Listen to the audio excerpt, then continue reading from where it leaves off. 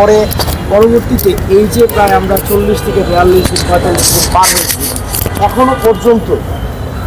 এখনো পর্যন্ত আইনশৃঙ্খলা বাহিনী কিন্তু কোনো অবস্থাতেই অনেক অভিযান করে বিভিন্ন যৌথ বাহিনী অভিযান করতেছে বা বিভিন্নভাবে অভিযান করতেছে, তো অভিযান করে কিন্তু পূর্ণাঙ্গভাবে যত অস্ত্র মাঠে গেছে এই অস্ত্র কিন্তু উদ্ধার করতে পারে না। তারপরে যেই সব সন্ত্রাসীরা, সেটা খুনি হাসিনা লীগের হোক বা অন্য যে কোনো টিমেরই হোক, কারণ তাদের 14 দলীয় ছিল, তো এখানে তাদের মধ্যে থেকে যেসব সন্ত্রাসীরা এই ছাত্র জনতার বুকে গুলি চালাইছে, এই সব সন্ত্রাসীদেরকে কিন্তু ওনারা গ্রেফতার করতে পারে না, যার দরুন আজকে দেশের বিভিন্ন জায়গায় বিচার বহির্ভূত হত্যাকাণ্ড কিন্তু হচ্ছে। আপনারা কয়েকদিন আগে দেখছেন যে তোফাজ্জলের মতো একজন অত্যন্ত সহজ সরল সাদা মনের একটা মানুষ, তার খুব একটা রাজনীতিতে তার সম্পৃক্ততা নাই, বা থাকলেও তারে কীভাবে পিছায় মারছে, কে মারছে, কার নেতৃত্বে মারছে, একটা হলের সমন্বয়ক কিভাবে সাবেক ছাত্রলীগের নেতা হয় বা ছাত্রলীগ থেকে সদ্য ভূমিষ্ঠ হওয়া নেতা কিভাবে এখানে পোস্টেড হয়। এই যে আমাদের ভিতরে যে সমন্বয়হীনতা বা সমন্বয়কদের ভিতরের যে সমন্বয়হীনতা বা এই রাষ্ট্রের যে অন্তর্বর্তীকালীন সরকারের যে উপদেষ্টা পরিষদ, তাদের ভিতরেও সমন্বয়হীনতা কিন্তু আমরা দেখতে পাচ্ছি, যার দরুন এখন পর্যন্ত সন্ত্রাসীদেরকে পূর্ণাঙ্গভাবে গ্রেফতার করা হয় নাই। যেসব খুনিরা ছাত্র জনতার বুকে গুলি চালাইছে সেসব খুনিরা গ্রেফতার হয় নাই। এখনও পর্যন্ত সরকার ডক্টর মোহাম্মদ ইউনূস স্যার যে শান্তিপূর্ণভাবে উনি অর্থনীতিতে নোবেল পাইছে বা যেই কারণে উনি নোবেল পান, বাংলাদেশে উনি এখন বর্তমানে শান্তির জন্য নোবেল পাওয়ার কথা, কিন্তু এই স্পেসটা ওনারে দিচ্ছে না কারা? এই ফ্যাসিস্টের দোষরা কিন্তু এখনও, মানে এটা অবাক হয়ে যায়, এক একটা হলের সমন্বয় কীভাবে বৈষম্য বিরোধীর এই ট্যাগের মধ্যে কীভাবে তারা ঢুকে। তাহলে এই যে হাসনাত আবদুল্লাহ বলি আর সাজিদ বলি বড় বড় কথা বলে বিভিন্ন জায়গায় যে বয়ানবাজি করতেছে, মানে এগুলো কেন? আজকে তো পুরো বাংলাদেশের সমগ্র ছাত্র সমাজ, পুরো দেশের নাগরিক সবাই বিপদে বলা গেছে, যারা এই অভ্যুত্থানের সাথে একত্রতা পোষণ করা নিজের জীবন বাজি রেখে, কেউ তো আন্দোলনের আগে কেউ বলে নাই যে আমি মুক্তিযোদ্ধা হব, আমি এই কোঠারে ব্যবহার করে পরবর্তীতে এই সুবিধা নিব। তাহলে আজকে যে হাজার হাজার মানুষ মারা গেছে, ছাত্র জনতা যারা মারা গেছে, ওরা আজকে কী পাইল? ওরা যে স্পিডে মারা গেছে, যে স্পিডে আহত হয়ে আজকে 18-20 হাজার মানুষ বিভিন্ন হাসপাতালে কাতরাইতেছে, আজকে তো আমরা সেটা অর্জন করতে পারতেছি না। আজকে এই অন্তর্বর্তীকালীন সরকারের উপদেষ্টার প্রথম পদক্ষেপই দরকার ছিল এই সন্ত্রাসীদেরকে নির্মূল করা, সেটা যেই অভিযান দিয়েই হোক আর যে কোনো কঠোর পদক্ষেপ। হয়তো আজকে এরকম 24 অফিসার মারা যায় না, তারপরে দেশের সাধারণ মানুষ আজকে এতটা অনিরাপদ থাকে না। এতদিন 40 দিন পার হয়ে গেছে, এখনও পর্যন্ত প্রতিদিন বিভিন্ন জায়গায়, সেটা আওয়ামী লীগ হোক, বিএনপি হোক বা অন্য কোনো সাধারণ নাগরিক হোক, আর যৌথ বাহিনী হোক আর পুলিশ হোক, বিচার বহির্ভূত হত্যাকাণ্ড কেন হবে? দুদিন আগে মানে অ্যাটর্নি জেনারেল উনি খুব একটা তৈলাক্তযুক্ত কথা বলছে, মানে এখনও যেই বৈষম্য, যেই তেলের বিরুদ্ধে আমরা যুদ্ধ করে রাস্তায় এত রক্ত দিলাম, উনি দাঁড়ায় বলতেছে যে বিচার বহির্ভূত কোনো হত্যাকাণ্ড উনি অন্তর্বর্তী সরকার ক্ষমতায় আসার পরে বিচার বহির্ভূত হত্যাকাণ্ড হয় নাই। কীভাবে? এত বড় মিথ্যা কথা উনি কিভাবে ওনার দায়িত্বশীল জায়গা থেকে উনি বলেন? আবার উনি তুষ্ট করার জন্য ডক্টর আসিফ নজরুল স্যারের উদ্ধৃতি দিতেছে যে ওনারা আইন প্রতিষ্ঠায় যথেষ্ট কার্যকরী ভূমিকা রাখতেছে। এটাই কি নমুনা? তাহলে আজকে সেনা অফিসার কেন মারা গেল? আজকে রাষ্ট্রের বিভিন্ন ধরনের সন্ত্রাসীরা তারা জেলের থেকে বের হয়ে যেতেছে, ওদের সাথে এই আন্দোলনের সম্পর্কটা কি? ওদেরকে কেন বের করা হয়েছে? বাংলাদেশের শীর্ষ সন্ত্রাসী, খুনি, ব্লগার, হত্যাকারী, ওরা কেন ফুলের মালা নিয়ে বিভিন্নভাবে ছাদ খোলা গাড়িতে জেল থেকে তারা সাদরে বেরোচ্ছে? আমিও ঝুঁকিপূর্ণ অবস্থায় আছি, বাংলাদেশের এখন প্রত্যেকটা অ্যাক্টিভিস্ট ঝুঁকিপূর্ণ অবস্থায় আছে। আমরা যারা আন্দোলন করছি, ভাই আমরা তো স্বাভাবিক এই 2 মাসের আন্দোলন করেই আমরা যে আজকে কথা বলতেছি তা না। এই স্বৈরাচারী ফ্যাসিস্ট ভোট ডাকাতের বিরুদ্ধে কমপক্ষে হলো 9 বছর ধরে রাস্তায় কথা বলতেছি, বিভিন্ন আন্দোলন সংগ্রামে আছে।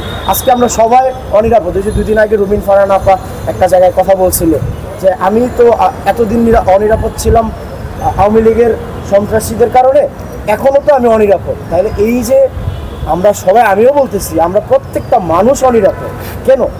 এই 40টা দিনকে ঘুমায় পার করছেন, জবাবদিহিতা নাই। আপনি কি মনে করছেন যে আওয়ামী সরকার এখনো দেশ চালাচ্ছে? আমি তো মানে মনে করার কিছু নাই, এটা উপপাদ্যর বা এখানে মনে করার কিছু নেই, একদম স্পষ্ট যে এখনো পর্যন্ত হলগুলার নেতৃত্ব যে এখানে ছাত্রলীগ মানে তারা মানে রূপ বদলায়, মুখোশ বদলায়, নতুন বৈষম্য বিরোধী ট্যাগ দিচ্ছে। হ্যাঁ, ওই যে অনেক জায়গায় দেখা যাচ্ছে যে বৈষম্য বিরোধী equal to Chhatra League equal to নতুন সমন্বয়। এই যে সমীকরণ, জনগণের মুখ থেকে এই ধরনের কমেন্ট কেন আসতেছে? আজকে মানুষ হতাশ হয়ে পড়ছে। এই আন্দোলনের সাথে সার্বিকভাবে যারা বিভিন্ন সময় আজকে রাস্তায় জীবন দিচ্ছে, আহত হয়েছে, সবাই হতাশ হয়ে যাচ্ছে। কেন? এই হতাশার মূল নায়ক কারা? এই মুখোশধারী, এই হাসপাতাল বলি, আছে সার্জিস বলি, আর হোয়াটএভার যারাই আজকে বিভিন্ন জায়গায় আজকে 20 লাখ ছড়ায়া পুরো আন্দোলনের যেই স্পিরিট, তোমরা তো আন্দোলন ভাই অফ করে দিছিল। হারুনের ভাতের হোটেলে ভাত খেয়া তো তোমরা আন্দোলন অফ করে দিছিলে, কিন্তু অভিভাবকরা, দেশের সর্বস্তরের মানুষরা পরবর্তীতে কেন নামছে? ইনজাস্টিসের বিরুদ্ধে আমাদের উপরে এই ধরনের, আমাদের উপর যখন হামলা হয়, আমি নিজেও তো ডিসি ভবনের সামনে থেকে হামলায় আহত হয়ে যখন ঢাকা মেডিকেলে যাই, সুচিকিৎসা পাইনি। এই যে ঢাকা মেডিকেল কলেজ, হ্যাঁ, ও ঢাকা মেডিকেল কলেজের পরিচালক একটা স্পষ্টত খুনি, মানে তার আজকে এই যে কথায় আরেক কথা আসতেছে, মানে এই এত মানুষ কেন আজকে আমরা এই অবস্থায় আসছি? কেন আজকে এই যে জবাবদিহিতা, আজকে প্রায় 45টা দিন চলে গেছে, আমরা দেখতেছি যে সেই গড়পড়তা কথা, হ্যাঁ, এই মৎস্য পানি সম্পদের যে উপদেষ্টা, উনি বলতেছে ইলিশ দিয়ে দিচ্ছে, হ্যাঁ, বাণিজ্য মন্ত্রণালয়ের দায়িত্ব, উনি জানে না। মানে এই যে ওনাদের ভিতরে এত সমন্বয়হীনতা, আমি মনে করি একজন সচেতন নাগরিক, অসচেতন নাগরিক, হোয়াটএভার, আমি একদম স্পষ্ট ভাষায় বলতে চাই, এই উপদেষ্টা পরিষদ সংস্কার হওয়া দ্রুত সময়ের দাবি। এটা আমি, আপনারা যদি কমেন্ট খেয়াল করেন পাবলিকের, এটা দেখবেন যে কারণ উনি ফেল হওয়া মানে এই সেনাপ্রধান ফেল হওয়া মানে আমরা ফেল হওয়া। যে সেনাপ্রধান আমাদের বুকে গুলি চালায় নাই, আজকে ওনাদের সেনাবাহিনীকে প্রশ্নবিদ্ধ করতেছে, ওনাদেরকে হুমকির মুখে ফেলাচ্ছে। সেনাবাহিনী প্রধানের উদ্দেশ্যে একটা কথা বলবো, আপনি বহির কোনো দেশের কোনো উস্কানি, আপনারা তো উস্কানি দিয়ে আপনারা উস্কাইতে পারবে না, কারণ আপনি বিভিন্ন সময় বিভিন্ন উস্কানিতে আপনি পা দেন না। কিন্তু কেউ যদি আপনার উপর চাপ প্রয়োগ করার চেষ্টা করে, কোনো বহিঃশক্তি, শুধু জনগণের সামনে পরিষ্কার করবে, এই 18 কোটি জনগণ, এই 18 কোটি জনগণের ভিতর ছাত্র জনতা সবাই মিলা এই সেনাবাহিনীর পাশে দাঁড়ায় এই রাষ্ট্রে পুনর্গঠন করা, যে স্পিডের কারণে 71-এ মহান মুক্তিযুদ্ধে 30 লক্ষ মা বোন শহীদ হয়েছে, 2 লক্ষ মা বোন মানে মুক্তিযোদ্ধারা শহীদ হয়েছে, 2 লক্ষ মা বোন সম্ভ্রম হারাইছে। আজকে 24-এ আইসা আজকে যে স্পিডের কারণে এই হাজার হাজার মানুষ মারা গেছে, আহত হয়েছে, বা বিভিন্ন সময় গণতন্ত্র, সুশাসন এবং বৈষম্যের বিরুদ্ধে যারা আহত হয়েছে, প্রত্যেকটা রক্তের যেই দাগ, এই দাগ কিন্তু শুকায় নাই। অতএব এই রক্তের স্পিড থেকেই বলতেছি, যদি কোনো ধরনের চাপ আপনি অনুভব করেন, শুধু জনগণের সামনে পরিষ্কার করবেন, এই জনগণ আপনাদের জন্য, এই দেশের জন্য সবাই জীবন দিতে প্রস্তুত। আচ্ছা, আমরা জানি যে আওয়ামী সরকার থাকাকালীন অবস্থায় আর্মির ভিতরে আওয়ামী রক্ত বিশিষ্ট যারা আছে তাদেরকে বিভিন্ন লেয়ারে এখানে স্থাপন করা হয়েছে। এই লেয়ারকে রেখে এখন সেনাবাহিনীর প্রধান যিনি আছেন, কিন্তু স্বাভাবিকভাবে তাদের কার্যক্রম সেটা পরিচালনা করতে পারবে।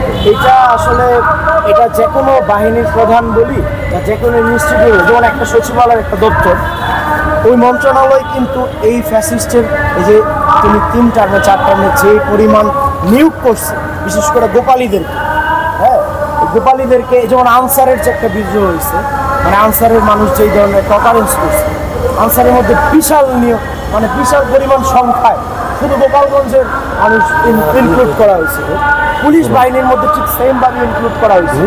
তো এই যে ইনক্লুডটা করা হয়েছিল, এটা তো একদিনে আপনার সংস্কার করা সম্ভব না। এই যে সেনাবাহিনীর মধ্যে বিভিন্ন স্তরে এই আয়নাগর বলি আর বিভিন্ন জাদুঘর বলি আর জনগণকে মানে বাকরুদ্ধ করার জন্য এই ফ্যাসিস্ট কিন্তু বিভিন্নভাবে বিভিন্ন স্তরে ওনার পোষা কুকুরগুলানরে কিন্তু বসাইছে।